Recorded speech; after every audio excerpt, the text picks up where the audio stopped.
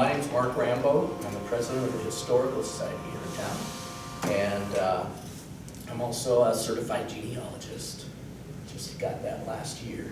So it's very not impressive. Are when you you go through the Charles class. Rambow's son? Yes. Yeah. He's the one that got me started. Oh, with his class With project? his class in American history, we had Yeah. a little family tree. Yeah, And I had to do ever it too. since then. That's what, I had already started by then though, because, I got interested in him when he had his older students doing it.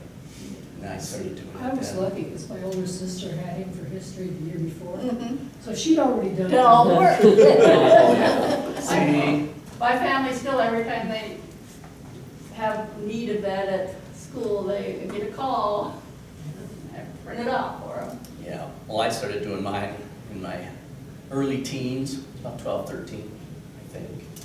And I've been doing it ever since, so it's changed a lot because of technology. It really is up to the game for everybody. Turned it into a craze, around the world. So you can really find a lot of stuff. But the thing I always emphasize is that not everything's online. You still need to dig in the local libraries, courthouses, and those kind of things. So in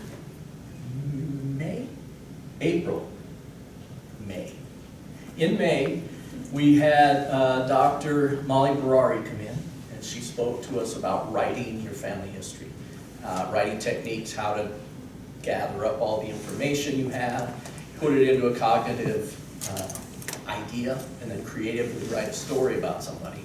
I was thinking about that though, and I realized we never really talked about how do you find those stories. Where do you look? We're always focusing on vital records, and as genealogists, that's what we do. You want to know date of birth, date of death, where they're buried, when they were married, names of their children, those kind of things. All the statistical stuff. But how do we look beyond those vital records to find a story of these people's lives? So basically, when we're looking at vital statistics, we are pulling out those items I just mentioned, the birth date, place, death date, place, burial, place, those kind of things.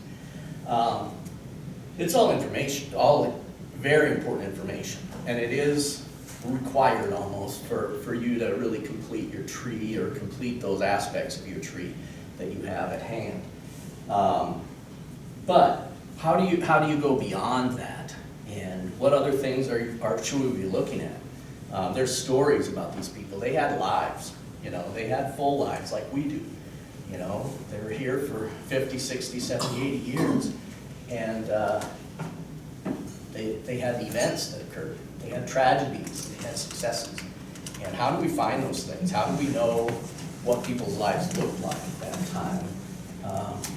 What experiences molded them? What historic events were going on? Was it the Great Depression? Was it the Civil War? Was it the westward expansion? Whatever.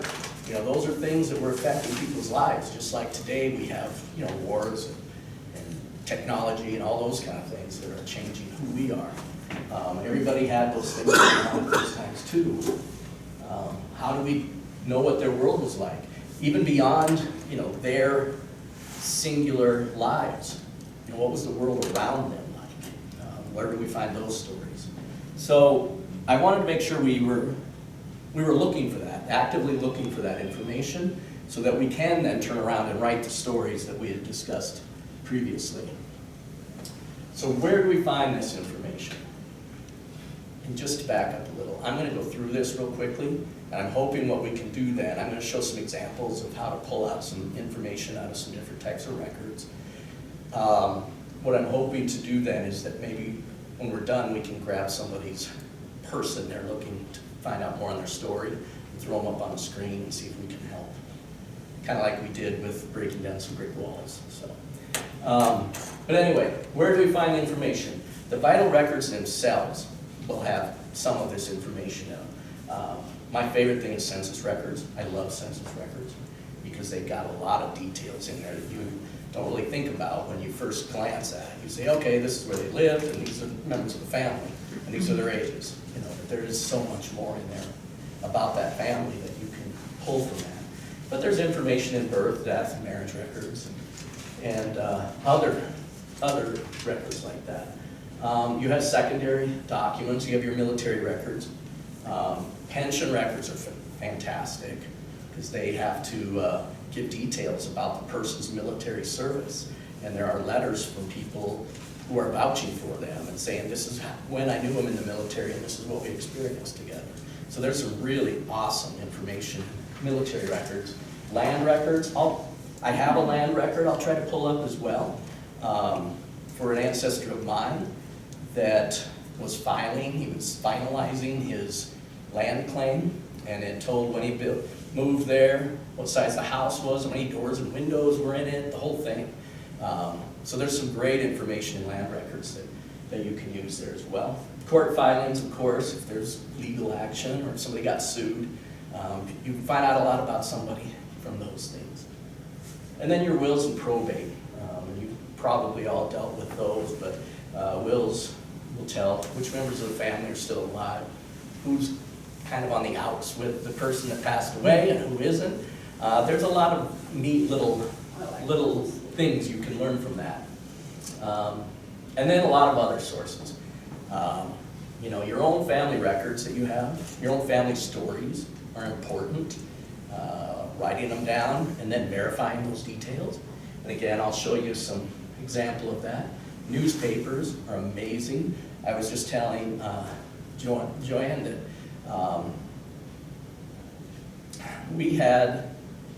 I was at my mom's because I've been spending a lot of time over there the last couple of weeks, and I was pulling up newspapers.com and I typed in her grandpa's name, Philip Seifert, and I found a German language newspaper out of Rugby, North Dakota that had subscribers all over the world. It was all in German, and his name kept popping up in it. And apparently it was a language for the Germans from Russia that came over.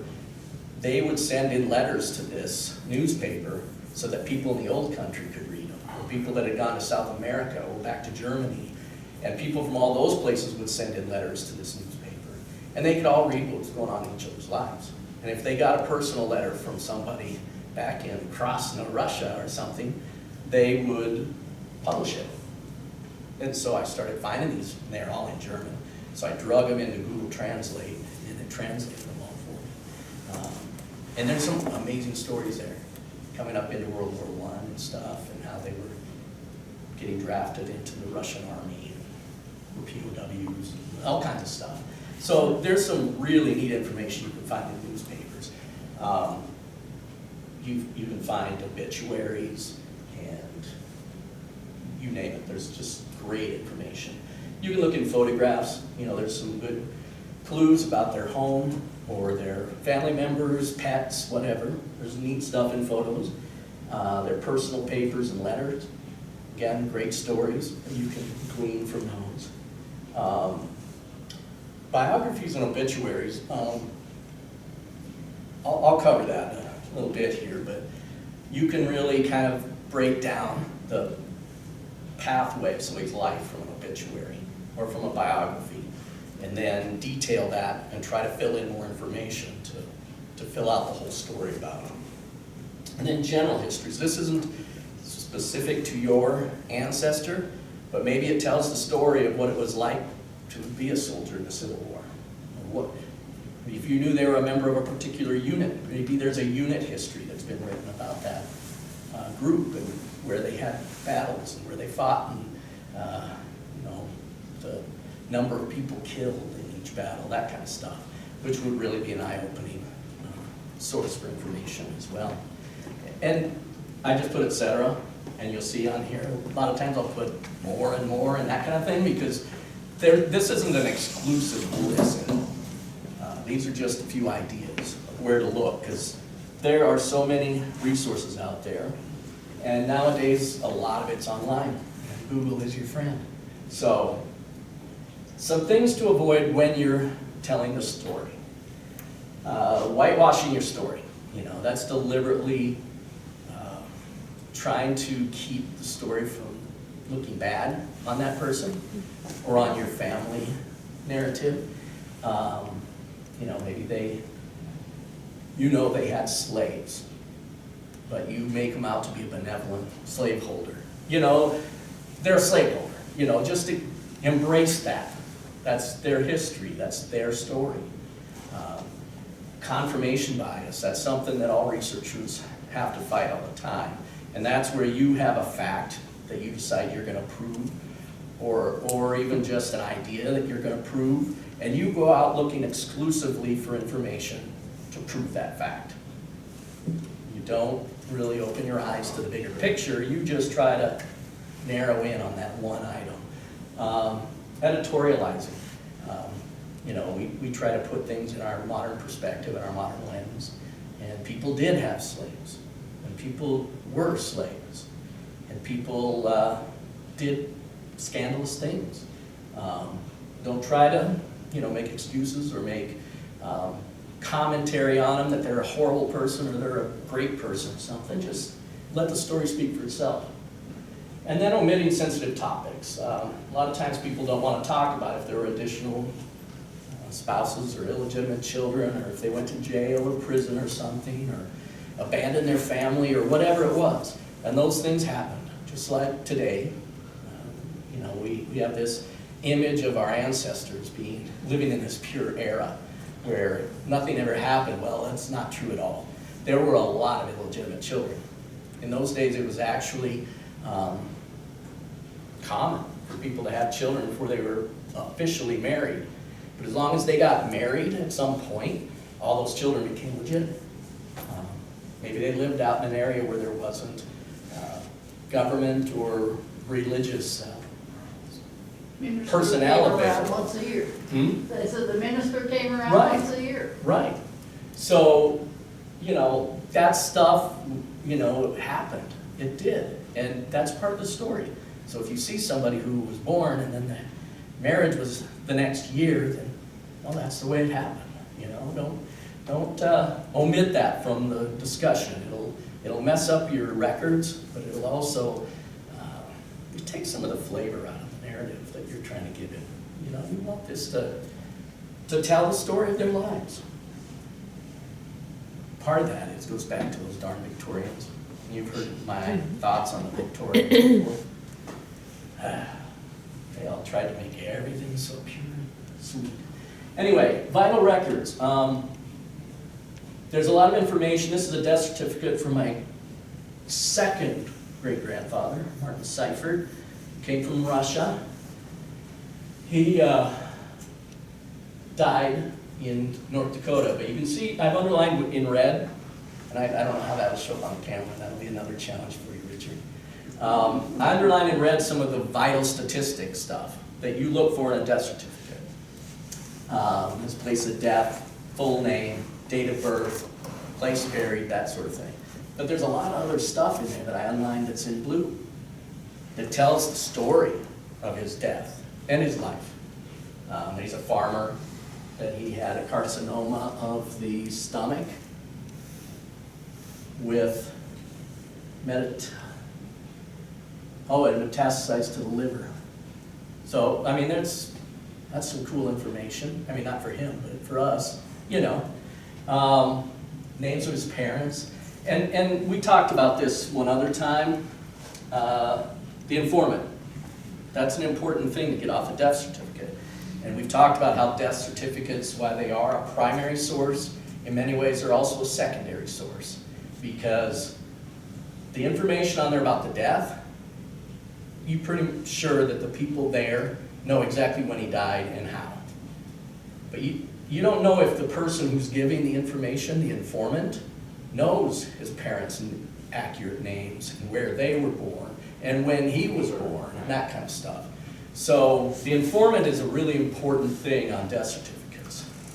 When, especially in this area, do you know, did they start doing death certificates? Every state was so different. I can't remember when South Dakota did it, but I believe it was the late 1800s, like the 1890s.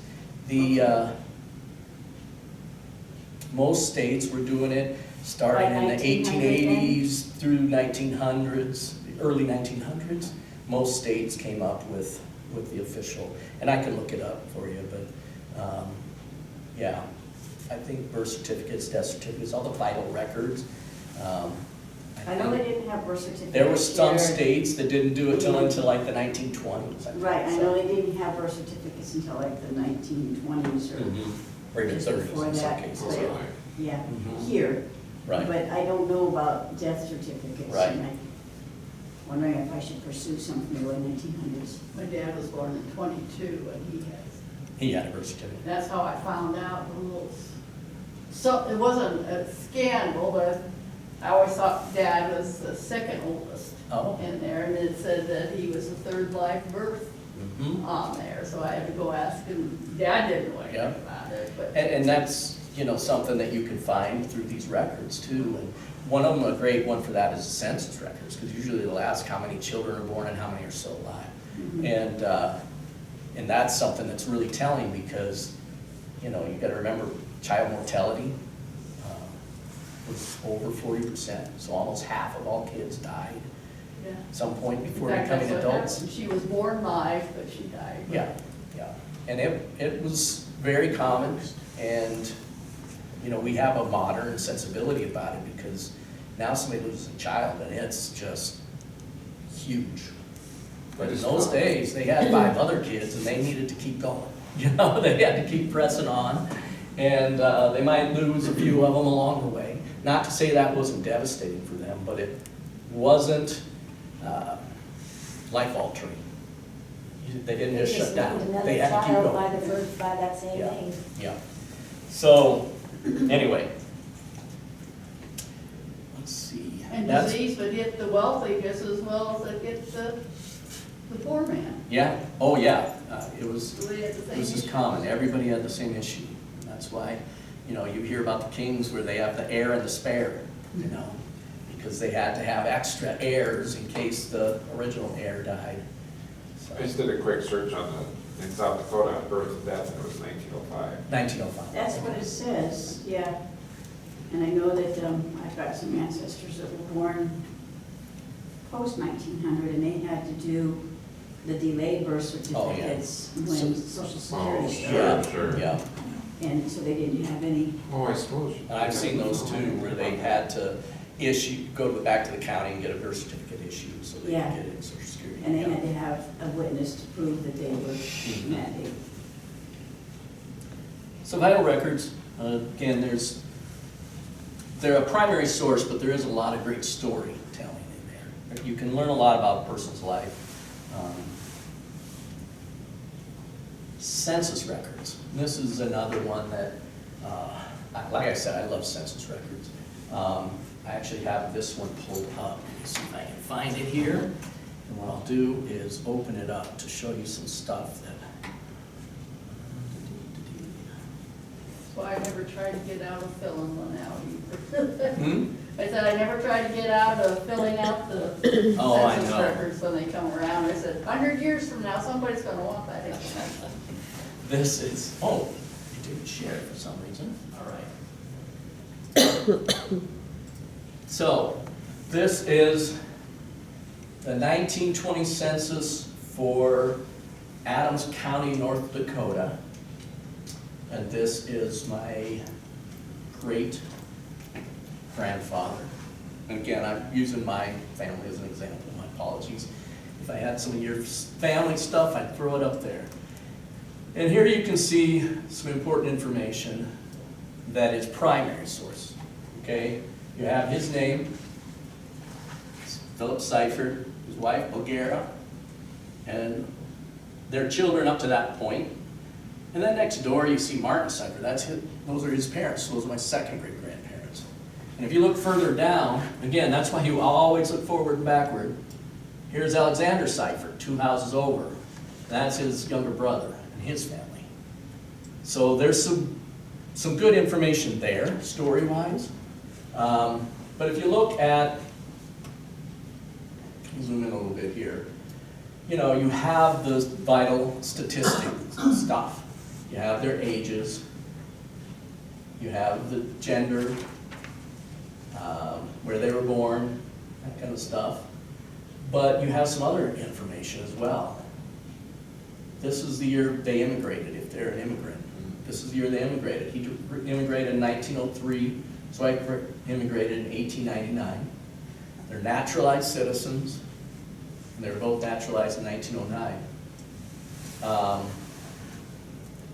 This means they can read and write.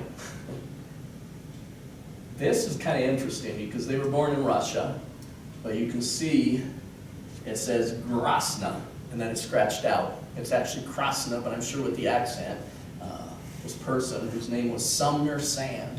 I looked at that before we started. The guy who did the census record, his name was Sumner Sand. So my guess is he's probably struggling with some of the accents that they have. Sure. I don't know what that says, Kirchhoff or something, and then it was crossed out and put Russia. All of these say the same thing, Krasna and something, Kirchhoff, something. But then they're all crossed out and it just says Russia. They speak German, their mother language is German. You can see all their kids are born in North Dakota. There's another really neat little fact here, because there's all their parents' births and everything. This is, do they speak English? And the parents and the first 3 kids all speak English. But the first 3 kids earlier in the thing all are indicated that they're in school. The younger kids, they don't speak English. And it's a story that comes from my family, that they would speak German in the household, but then they had to learn English when they went to school. Makes sense. So, And this is the 1920 census? yeah. Yeah. I'm surprised that they're admitting that. Oh, Af- yeah. after- Right after World War I. Yeah. So, Mostly towards German. right. Well, and the thing is, that newspaper I mentioned, the Staatsanzeiger, it was at its height at this period of time. And it actually went till 1945. Published in North Dakota until 1945, which really surprised me. But anyway, you know, you can find out he's a farmer, in a traditional farm, and then he is owner of the land. So he owned his own land. There's a lot of great information in census records that go way beyond the statistical stuff that you want to find out. Yeah. How do you know that it's really correct, though? I've got my father's census Okay. for my father. He was here as the son, and above his is his sister, and she has head Head of household. of household, but he had a mother that Okay. shared a mother. Right. It probably just means she lives in her own household. But he didn't live with his sister.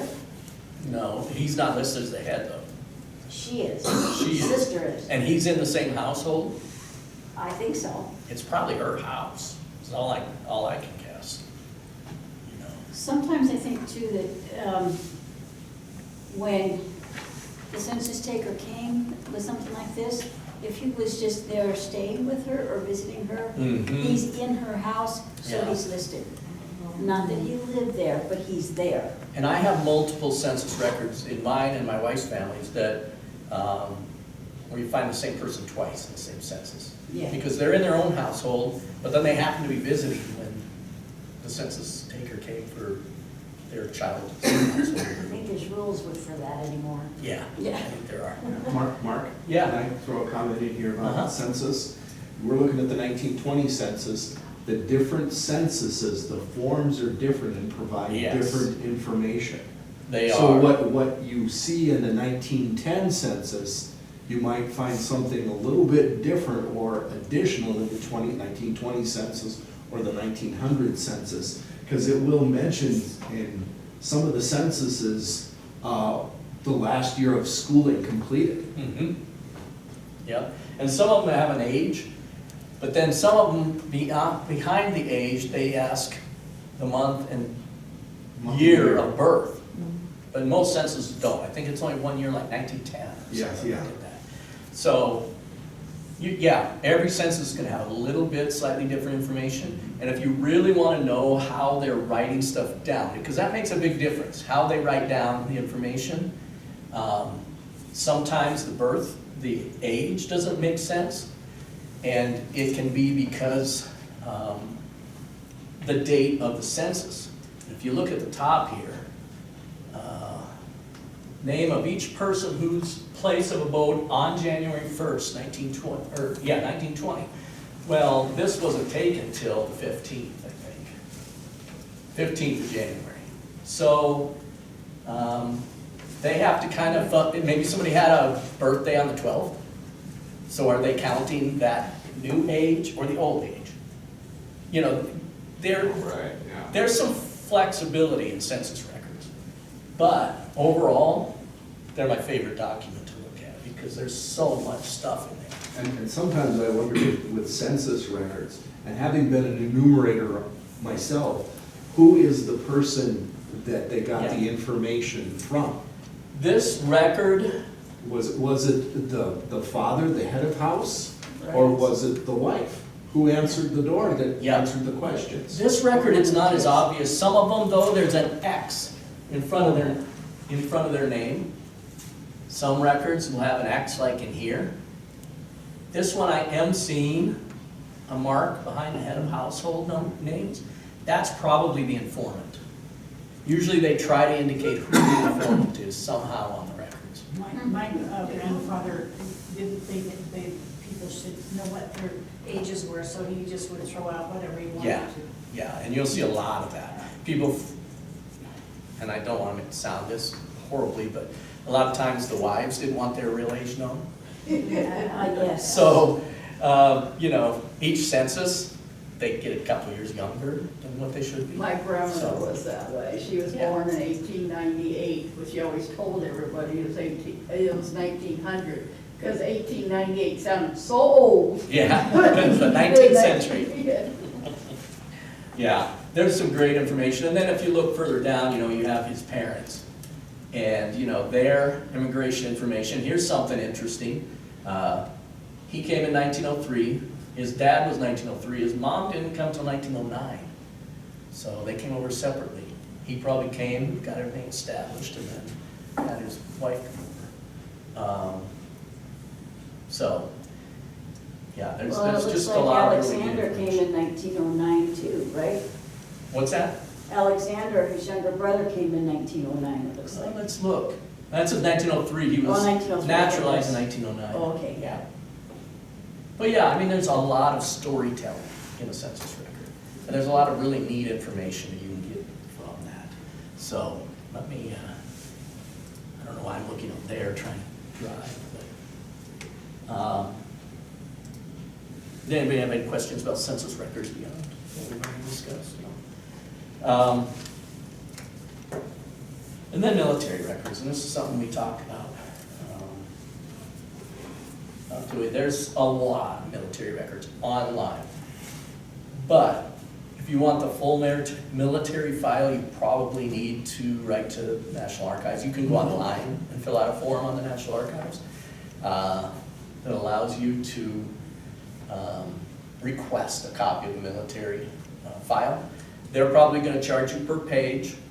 It's And- there's an initial Yeah, cost. a flat fee. A Yeah. flat fee up to the first 100 pages, I think is what it is. And then it's so much per page after Yeah. that. I ended up ordering about a year ago a pension record that was 194 pages. Oh, wow. Yeah, and I'll show you one here for a relative, not a direct ancestor, but the sibling of an ancestor. What about Interesting international? story. International, you can find some international on Fold 3, which is owned by Ancestry.com, so it is a paid service. But Fold 3, they have British, Canadian, there's a couple others in there. Italian. Italian, is that in there? Okay. And I know from doing my own research that there is a national archive for the British military, but you have to pay for Yeah, paid access to service that. again. Just even research, you have to pay. And one thing too that I put in here is military indexes, and that is it's kind of like a Cindy's list. I think I've mentioned Cindy's List before, but it's kind of a Cindy's List for military records. If you want to find where this type of record for this type of war was, it gives you a whole list of resources. Some of them are online, digital sources, some are not. Some What was you have that to- called? Military indexes. Oh, military indexes, okay. Yeah, militaryindexes.com. And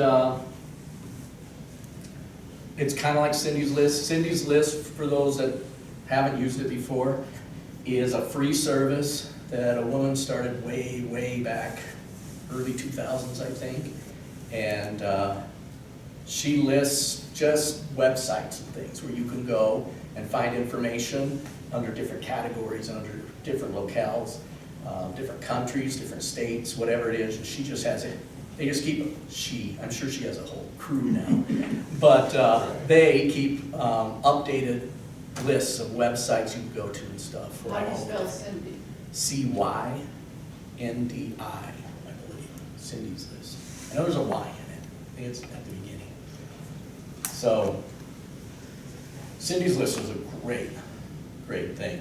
The only complaint I have about it is there's just advertising everywhere, because it's a free service, and I'm sure that helps her keep it going. So there's lots of advertising across it, but just ignore that. Can I add something here to the Yeah. military records?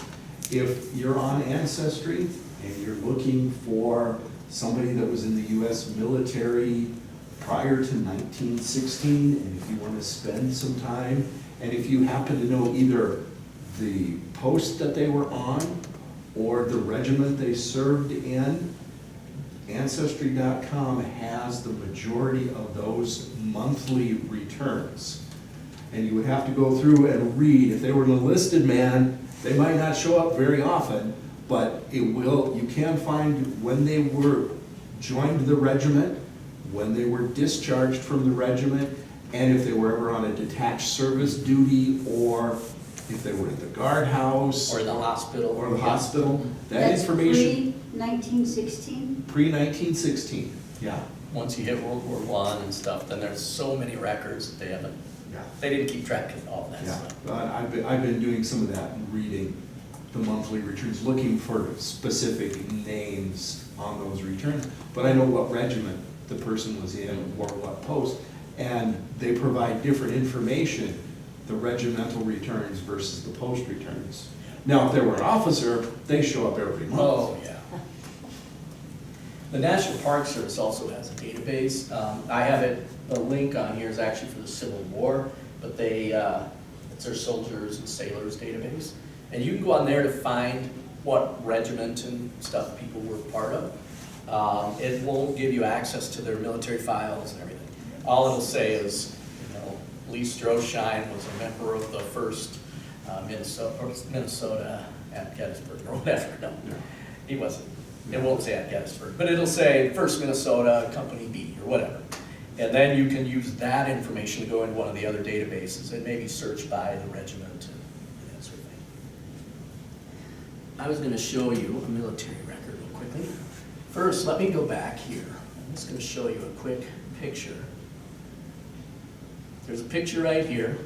This gentleman was the brother of my second great-grandfather. Okay, he's in the middle there, looking none too good for wear. His name was Lucian Town. Okay, and his brother Watson Town. He's my ancestor. So I'm going to pull up a couple of documents about Lucian Town. Was he a Civil War veteran? Yes, Civil War vet. Now you may wonder, how did I know that just by looking at the photograph? This badge right here that's on his uniform is a Grand Army of the Republic badge. And the Grand Army of the Republic were Civil War veterans. It was the Civil War Veterans Organization that was formed after the Civil War. Like the VFW. Like the VFW, and at the time in the 1870s, 1880s, if you wanted to be a Republican in politics and you did not have the support of the GAR, you did not get elected. It didn't matter what office it was. If you did not have the support of the GAR, that's how powerful they were. Yeah, 5 of the presidents after the Civil War had fought in the Civil War and were GAR Yeah. members. clear up to McKinley, wasn't it? Yeah. Yeah. This is his final discharge. He actually has 2 discharges. He was discharged on December 31st, 1863. And you'll see this one, he joined the service on the 28th of December, 1863. So he knew he was getting discharged from his unit, and so he re-upped. And so this is a second service record for Lucian G. Town. Now there's some good information on here already. When enrolled, he was a farmer. He enrolled at Burlington, Vermont. His height is in here, his age. There's a lot of great information. What it doesn't say in the discharge is that he was a prisoner of war at Andersonville. Okay? He ended up in the worst hell of the entire war. My husband has an ancestor and a brother of one. Of one, yeah. And this is a brother, one of my ancestors. And in looking at his military files, and this is stuff that I found, actually, it's somebody who's a direct descendant of Lucian Town, and I have been in touch since we're third cousins. And, yeah, I'd be third, great-great-grand, so third cousin. Remember, you count the G's. That's how you can remember how many cousins you are, if you're on the same generational breakdown. It gives some great things. He's 5'11" and a half, dark complexion, dark eyes, dark hair, farmer. So there's some good stuff there. But then I look at his pension request. He was tall for that time. Oh yeah, this family was extremely tall. Some of them are just indicated that it doesn't say their height, but they say giants, that kind of thing. And they were all like 6'7", 6'8", so he was little by his family standards. Yeah. And in those days, that was a giant. It was.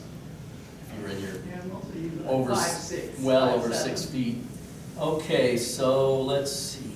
I have that pulled up here. Maybe it's just the folder. Yeah, here's Lucian Town. I was going to show you a couple things on his pension request. And these are documents that I found, but they're all from his pension file. And you can see right down here it's stamped Pension Office 1905. He died in 1905.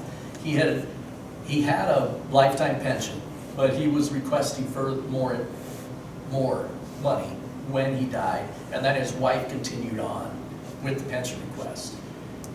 This is a letter from somebody that served with him, and it's telling the story that he was in Andersonville prison.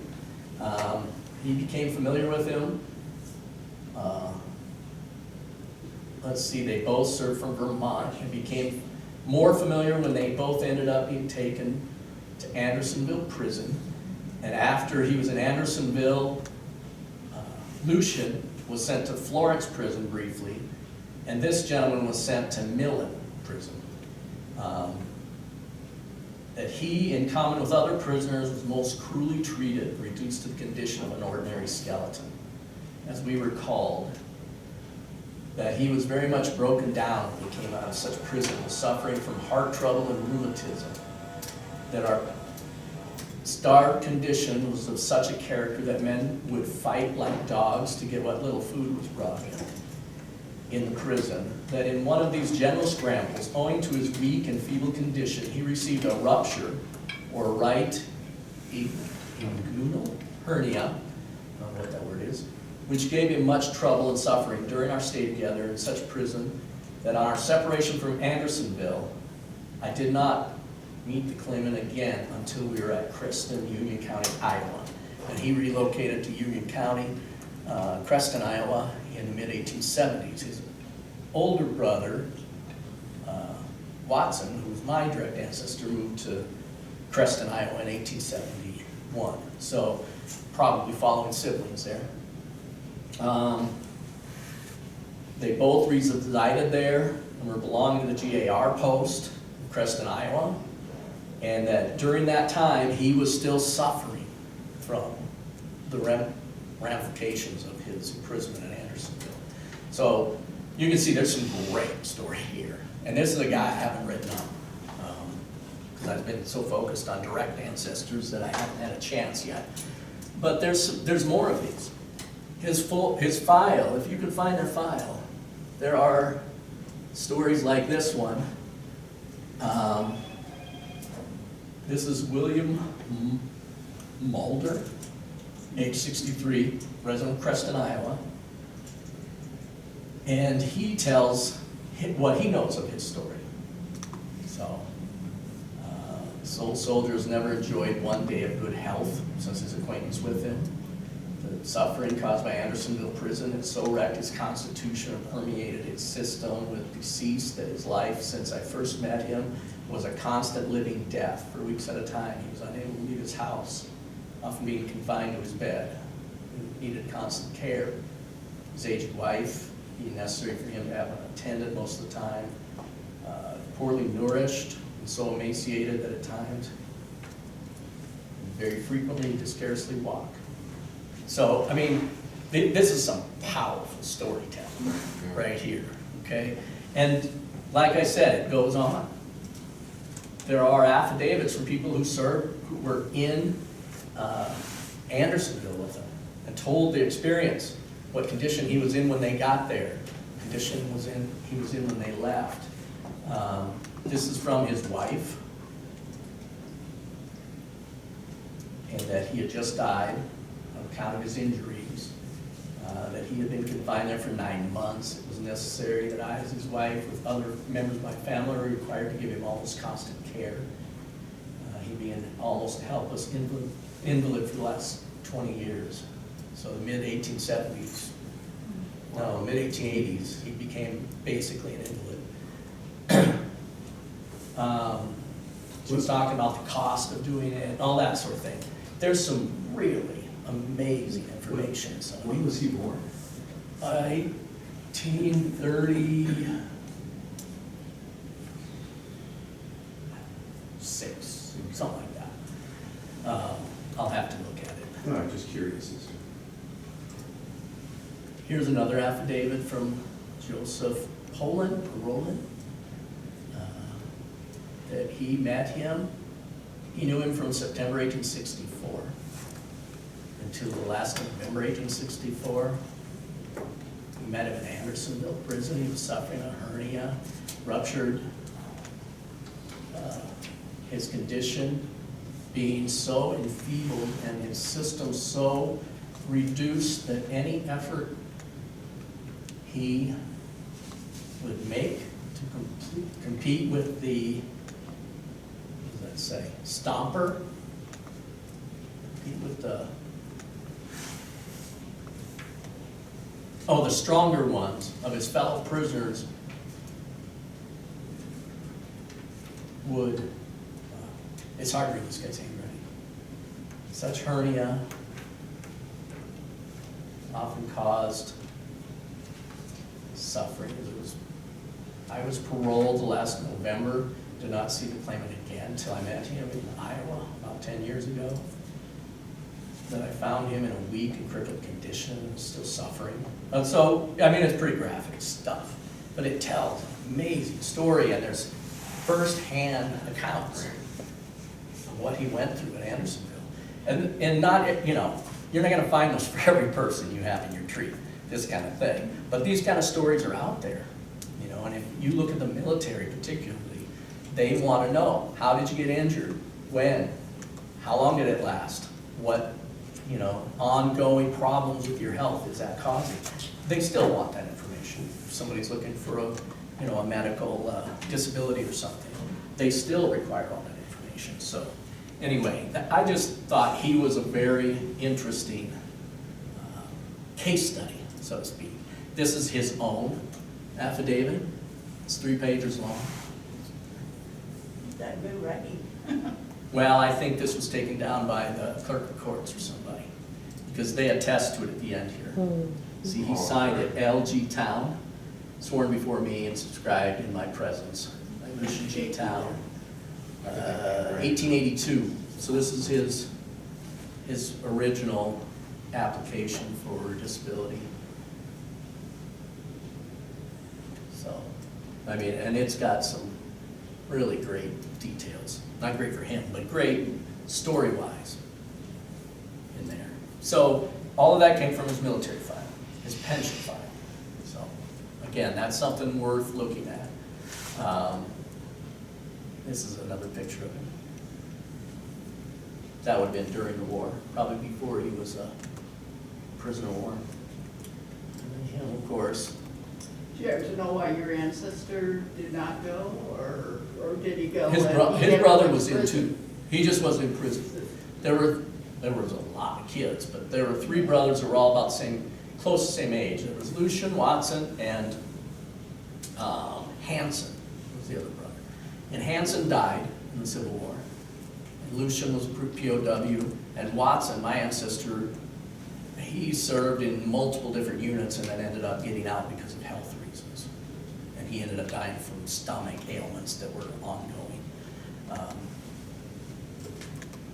So anyway, there's some great information in these pension files, and they tell the story. You know, they tell the story of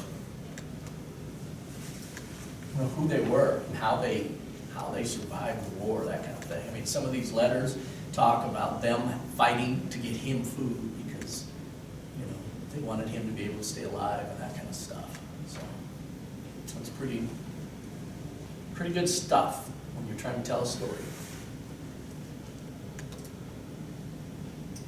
Newspapers.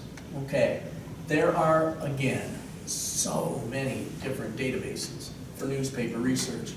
The 2 biggest that I resource all the time are newspapers.com, which is a paid service and it's owned by Ancestry. Is it worth the money?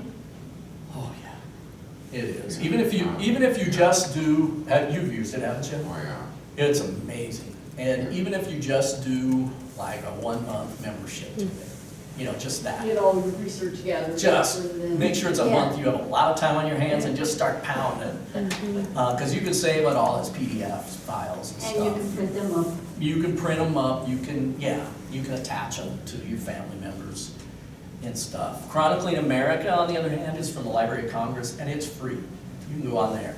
The difference being that they have different newspapers. Some of them are the same, but there are a lot of different newspapers between the 2, so check both when you're looking for a particular community newspaper, or just one in the neighboring town or something, if the community itself didn't have a newspaper.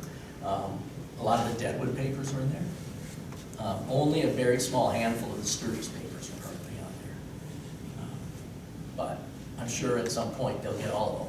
Because as a matter of fact, the Historical Society was talking to the president of the Rapid City Journal. They own the old bound books of the Sturgis newspaper. And they were going to get, the president there was giving them to us. And I was just trying to find a good place to store them and how I was going to get them back up here because they had them in Rapid. And then he left and a new president came in. And I reached out to him last year and he said, oh yeah, we already made a deal, we're getting those digitized and put online. So I'm sure newspapers.com, somebody told him, we'll pay you to let us digitize it. So at some point the Sturgis paper should be digitized and online fairly soon, because he told us that that was happening now, and this was quite a while ago that I talked to him. National Archives, of course, has some newspapers, but they also have a lot of books and things. And then there's state level resources. So what I do is I'll go on and I'll just type in Newspaper Archive Colorado, or Newspaper Archive New Mexico, or whatever it is. And a lot of the states have their own newspaper archive. The South Dakota link takes you to Chronicling America at the Library of Congress. And they have some newspapers from South Dakota that they digitized in a partnership with Chronicling America. So it just links you there. But Montana, Wyoming, Colorado all have their own separate, Nebraska, all have their own separate website that has newspapers available. That does do a lot of other states. So I would just Google those resources. There's so many cool things you can find, obituaries, but They printed everything in the newspapers in those days. Somebody tried to kill themselves, they put it in the newspaper, seriously. If somebody was sick, had cancer, put it in the newspaper. Somebody gave birth. Somebody gave Oh, birth. yeah. How big was the child and how many hours the mother was in labor? People Put it in the visit, paper. like social calls also, like I've seen where Yeah, so-and-so's or parents came into town and, yeah, and maybe that gives you a little clue And about, sometimes we'll even mention where they came from. yeah. Or so-and-so is leaving Sturgis to go visit relatives in yes, Kentucky. yes. Well, then you Visit know. his aged Right. parents in Kentucky, Yeah. whatever, yeah. That's before they had crime. So now you know the parents are still alive as of that date, where they lived, and where he was from, Yeah. you know, and that he was, you know, able to travel. He must have enough, you know, wealth to be able to buy a ticket and travel for pleasure, kind of thing. So, I mean, there's just Pretty cool. layers and layers and layers of things you can find out. Even if you're not finding your ancestor's name in one of the stories, it's still stories about where they lived, when they lived there. Right. And it gives you a sense, you know, if you look up in Sturgis and you knew you had an ancestor here in 1885, you can still tell the story about, you know, the killing of Dr. Lynch and the lynching of Ross Hallen as a response out on Fiddler's Tree. You know, those kind of stories, they would have known that. They lived in a tiny community, and they would have known that was going on, and they might have known the people involved in the thing. So knowing those kind of stories enhances and enriches your story so much. Yeah, I have ancestors that were in the Whiskey Rebellion. Oh, yeah. I haven't confirmations which side they were on, but knowing my family, they were on the wrong side. They were on the free whiskey side. Yes. So one of those Bedford County, things, Pennsylvania. one of those things that I am fascinated with is, why did people move? Somebody from my husband's family were farmers in southern Michigan, and they moved to Elko, Nevada. And, you know, what brought, and it wasn't just one member of the family, it was several. Extended family, Yeah, in-laws. and you know, and was it, and I still don't have the answer, was it a railroad invitation? You know, that the flyers, like people coming here, or what? Elko. I have Yeah, a census what made record them? that would show that too. Oh, And that's one thing I land. was gonna tell you about storytelling with census records. I was gonna bring up a different one and I didn't. This is Pipestone, Minnesota. 1880 census. And here is my second great grandparents, right here at the bottom. Hugh J. Caton and Nettie, his wife. And her maiden name was Sweet. Well, you can look over here. They have 3 kids in the household, or 2 kids in the household at the time. And you can look over here. Their son was born in New York, but their daughter, who was 4, was born in Minnesota. So now we have a window of time between when he was born in 1872, when she was born in 1876. Somewhere in there, they moved to Minnesota from New York. So you can look at the children's birth dates and where they were located. And I've seen them where there's 5 kids and 3 different places that they were born, you know. So you'll have a couple kids born on the East Coast and a couple born in Illinois and then the last couple in Iowa. Because they're on the move. So by decade, you could kind of see, Yeah. well, this decade they were there, this decade they were there. Yeah. Yeah, I had a whole bunch of my relatives move from Virginia, the Germana colony in Virginia, in 1820. They just all picked up, and, Yeah. I mean, like 3 different families that are all interrelated marriage-wise.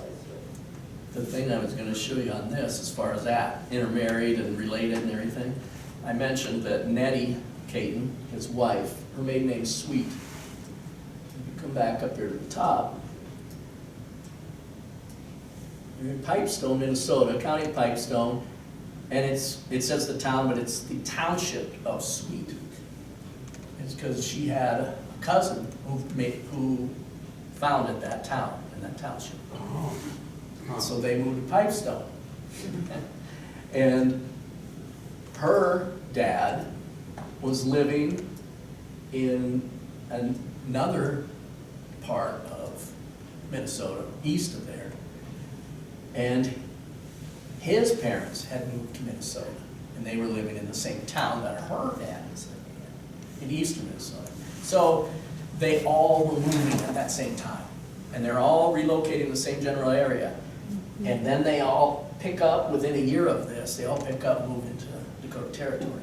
So it's something that tells the story, you know, again. And that's what we're trying to do. We're trying to get past what year were they born. And we're trying to figure out, okay, what were they doing during their lives? So, sorry, I backed up to censuses. Going on though, and we're almost done here, then I'll give you an example of how I break some of this down. There are a lot of historical accounts.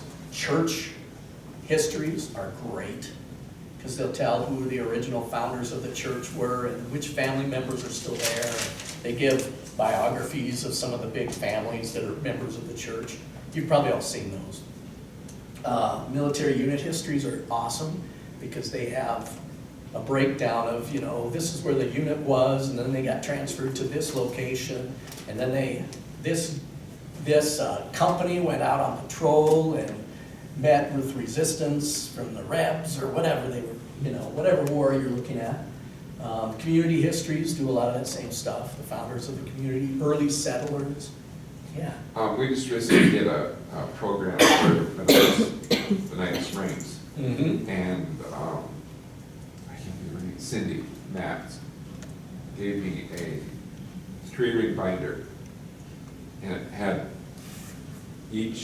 there was sections, families. Some families didn't have any stories. Mm-hmm. Some families, the community, out of a small place like Benita Springs, and they had all these written family histories. Yeah. It was, a resource. It was, I went, I was like, There was a period of time It where was that was a big amazing. deal, writing up these family stories. yeah, it was Their amazing. experiences in these communities. Yeah. There's also a lot of books that you can pull up online for free. Google, of course, just general, Googling people's names and stuff. But then Google Books is something that I really enjoy using. It's, you can search by all books, digitized books, free books, I think, or some of the categories you can search by. And of course, if anything's before 1923, is that right? Then it's free access. I think it's 100 years. Can't remember for sure. I'll have to rely on my librarian friend. But yeah, free access to books that are old enough. I believe it's 100 years. So a lot of those books are digitized and online. And if there's a local history about the exact community that your ancestors were living in, you can go in there and you can search by topic and by name and maybe see if you can find them in that book. Or you can at least find out information about the community that they lived in. And going back to, with that, but with military unit histories, a lot of regiments wrote their histories of the Civil War, their action in the Civil War. A lot of those were published in like the 1880s. And there's a lot of those that are on the Google Books. Yeah. That you can read them Yeah. and find information. If you know what unit they served in or something, or in the Revolutionary War or whatever. And backing up to military unit histories, I only know this because of research that I do. Not family history research, but other research. There's a soldier that I've been researching that was with the 7th Cavalry prior to Little Bighorn. And there's a book that was written about the 7th Cavalry as they were coming through Dakota on their way to North Dakota. This guy's mentioned by name in that book. And it's a fairly recent book. It's one of the books we have here in the library, and I'm like, I wonder if it's in there. And sure enough, he's mentioned, his wife is mentioned as well. She was a laundress. So you never know where you're gonna find a person you're looking for. Yeah. And even if you can't, even if it doesn't show them in a general Google search, looking through the book might pull up that name. for some reason it's just not, their OCR program just isn't finding it. Oral histories, there's just, like I said, there's so many different resources that are online. But then you need to still remember your local library, your local courthouse, your local historical societies and genealogical societies and stuff. They're gonna have that information too. They're gonna have written records of certain communities or certain families that are, you know, in that particular area. What's Project Gutenberg? Project Gutenberg, it's just another site where they have, It's like the Google Books. Yeah. It's cool. it's a database of resources, yeah. And there's so many of them. There's the L store, there's a lot of them I use to do research, but, And Mark mentioned local sources.